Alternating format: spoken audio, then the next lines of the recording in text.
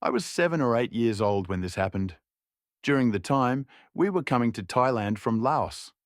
I wasn't quite sure exactly what I saw, but I thought it was weird. Anyhow, while we were in the jungles of Laos, we passed through a burial lot that was still pretty new.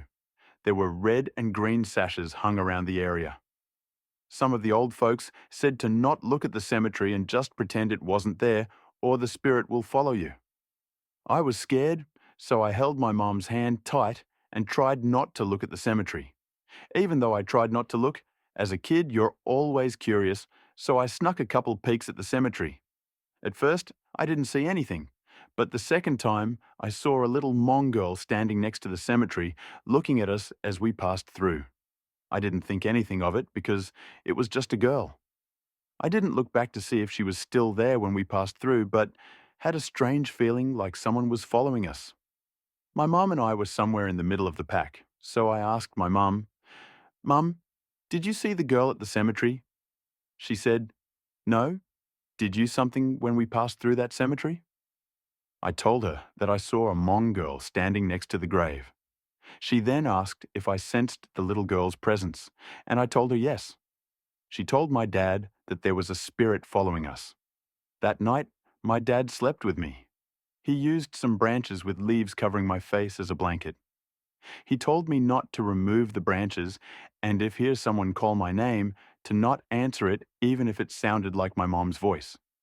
I shook my head, yes. Then I knew what was going on. While we were sleeping, my dad held my hand.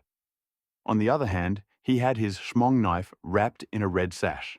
He said, "Remember, if you hear someone other than my voice, don't answer." I shook my head that I understood. That night got really cold, but I wasn't cold at all. I could see somewhat through the leaves, and everyone was shivering. I heard a girl's voice calling my name, but I didn't respond to the voice.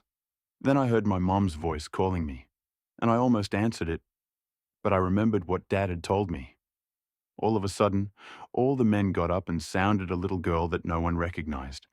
Everyone had their Hmong knives wrapped in a red sash out and approached the little girl. She started to cry and wailed so loud it was deafening. She said looking for her brother and mother.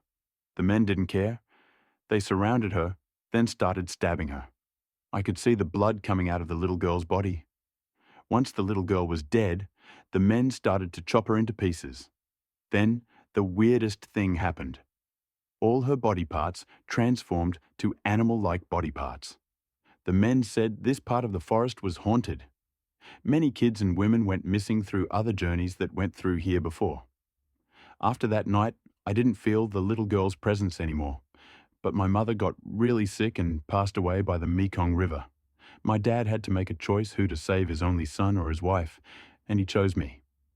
My dad remarried once we got to Thailand and was happy again, but as for me, I lost my mom. I kept having reoccurring dreams of her visiting me. In my dream, my mom said the little girl wanted me to be her brother, and my mom to be her mom too.